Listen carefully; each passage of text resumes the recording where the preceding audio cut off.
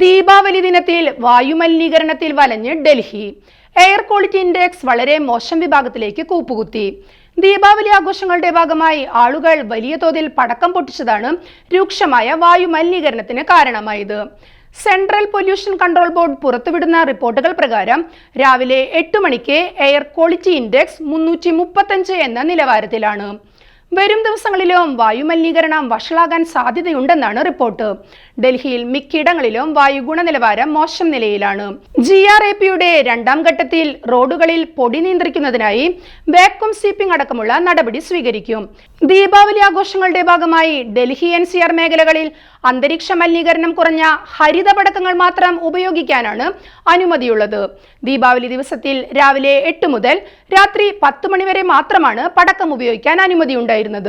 കഴിഞ്ഞ വർഷവും ദീപാവലി ദിനത്തിനോടനുബന്ധിച്ച് നടന്ന ആഘോഷ പരിപാടികൾ മൂലം വായു ഗുണനിലവാരം മോശം നിലയിലായിരുന്നു. അതുകൊണ്ട് തന്നെ ഗ്രീൻ പടക്കങ്ങൾ മാത്രം വിൽക്കാനും പൊട്ടിക്കാനുമായിരുന്നു സുപ്രീം കോടതി അനുമതി നൽകിയിരുന്നത്. എന്നാൽ ഈ വർഷവും സ്ഥിതി മോശമായി തുടരുകയാണ്.